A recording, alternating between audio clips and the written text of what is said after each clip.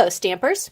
Today I want to show you how to make these super cute little boxes for my 3D Thursday. Now I saw the video or a link on there that actually the credit goes to Angie Judah at Chicken Scratch. She's the one that came up with these cute little boxes and I thought they were adorable and I knew I had to make some, and I have a craft fair coming up in a couple of days, and so I made a bunch of them for the craft fair. I also made them, the ones with the daisies, as little favors for my So Long celebration event I held earlier this week. So I've just been making them like crazy, and I think they are so adorable that I wanted to share with you guys today how to make them. So the ones I made for my event are this one here that has the daisy on them, and the one I want to show you to do today are these with the little bunnies on them, because I thought they'd be really cute Easter things for my craft fair. And you can see by looking in this one, they just hold several pieces of the cute little candies, the little chocolate eggs, the little Rolos, just the cute little fun springy Easter candies. So, all right, are you ready to learn how to make it? Then let's do this. So we're going to start off with a piece of cardstock that measures 6.5 by 4 1/4. Okay, and the first thing that you're going to do is you're going to take your Stampin' Score, because we are going to do some scoring to make our box.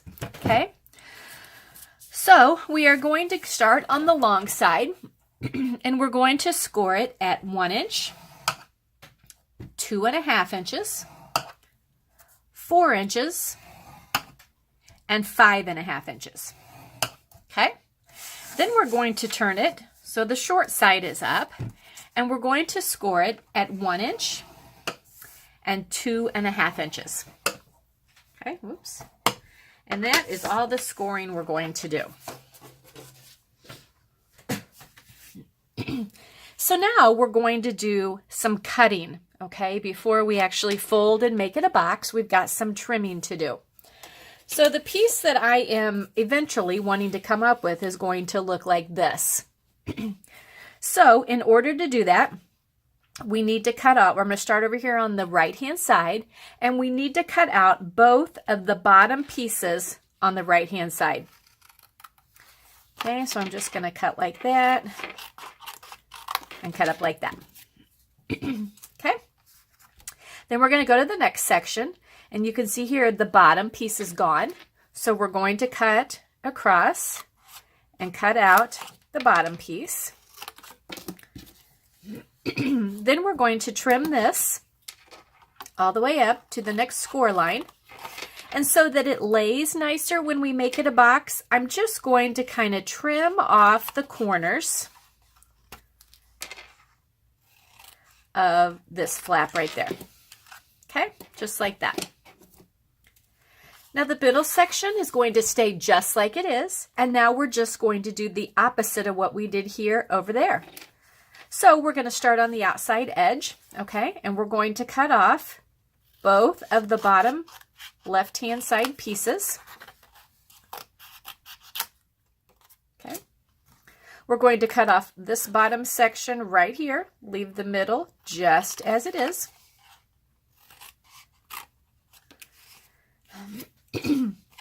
We're going to cut up to the score line there, and then we're going to cut off the bottom edges on this one right here.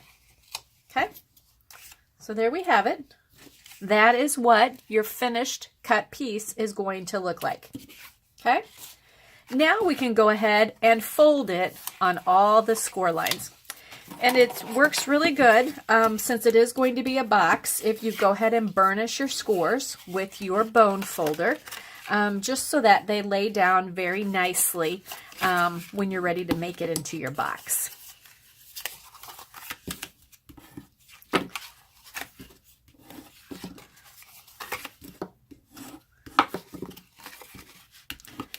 Just like that. All right. Now we are ready to put it together. So I'm going to fold it this way so that everything is facing up. And I'm going to get some of my tear and tape. And I'm going to cut or tear a couple of smaller pieces. And I'm going to take this flap here and I'm just going to put some adhesive on the back side of it like that. And then I'm going to tear a couple more pieces and I'm going to put a second strip on there because we're going to want it to stay really good. Okay. Now I can go ahead, tear the back pieces off. I'm going to start with this side. Okay. So I've taken this off. And I'm just going to fold it up to be a box corner, just like that. I'm going to take these back pieces off. Okay, and again, when we had it laying down, it was like that. We folded up and put the adhesive. So we're just going to fold that one in, just like that. So we've got just like a partial box here. Okay. Then we're going to go ahead and fold those in. Okay. I'm going to get another piece of tear and tape. I'm going to put it along this flap here.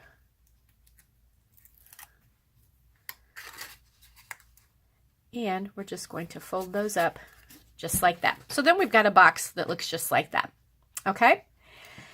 Now we can set that aside. Now we're going to need a piece of cardstock that measures 3.5 by 1.5. And now I'm going to start bringing in the pieces of the Designer Series paper that we're going to decorate with. We need one piece that measures 1.25 by 3.25. And we're going to need 3 pieces that measure 1.5 by 1.25. Okay. So now for my Designer Series paper and stuff, when I'm doing this, I like to use my Tombow glue. Okay, you can certainly keep using the tear and tape if you want, but I prefer to use the Tombow, so that's what I'm going to use right now.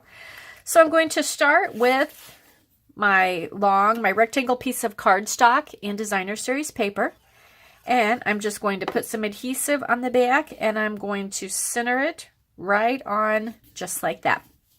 Okay, then I am going to take my trio punch, and I am going to stick the top right-hand corner in. Well, there we go. I'm going to punch that corner, and then I'm going to do the top left-hand corner. And I'm going to do that like that. Okay.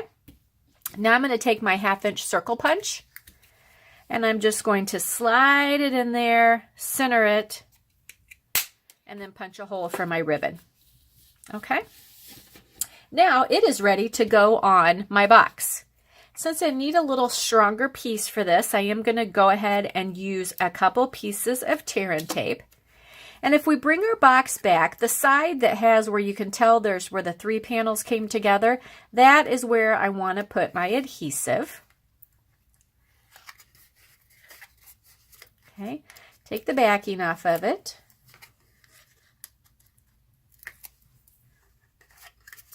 And then we're just going to take this, kind of center it on there, make sure it's straight going up, and then you can pinch it together and it looks just like that. Okay. Now we're ready for these little pieces. Be sure if you have the little squares, if you're using the Gingham Gala Designer Series paper, whether you have the little squares or the big square showing here, that is the same as what you put on here for your 3 sides, so that the same shape of gingham is showing.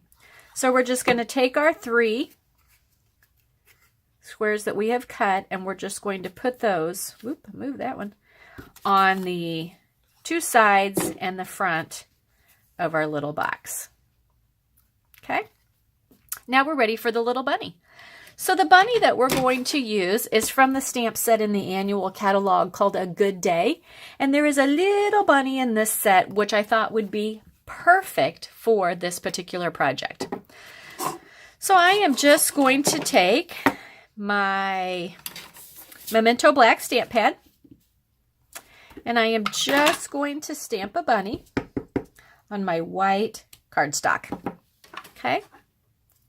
Now I want my bunny to coordinate with my project, and I'm just going to color in the ribbon on his neck, but I'm going to use the Grapefruit Grove because that coordinates with my cardstock and my gingham gala paper. So I'm just going to take the end of my marker with the brush end, and I'm just going to carefully color in my little bunny bow. Okay.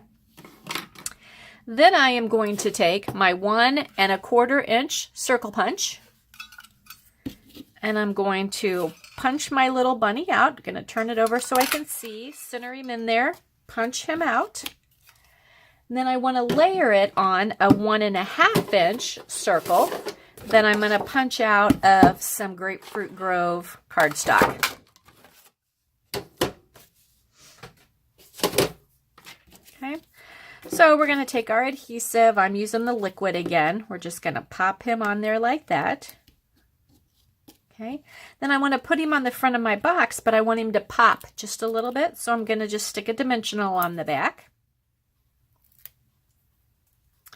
And then I'm going to center him and put him right in the front of my little basket like that. Okay. Now, since we made this little hole up here for the ribbon, I am going to use our Polka-dot Tulle ribbon. I still love this ribbon. It's one of my favorite ribbons. So I just cut a piece of it, and I'm going to stick it through here, pull through the loop. And because it's tulle, it does kind of want to stick to itself a little bit. So when you go to this part and you're trying to tighten it, you have to do one at a time. So there we go. There is like that. And if you don't mind the Easter grass all over everywhere, which this time of year, I always have it everywhere because of my projects. So I'm just going to take a little bit of it. I just kind of fold it up because I think it's easier to work with if you do that. Then I'm going to stick it down in there. Kind of take some of my ends, stick them down in there. And then, like I said, he holds perfectly some of the cute little Hershey eggs. Okay, put a few of those in there. And it's just a super cute little project.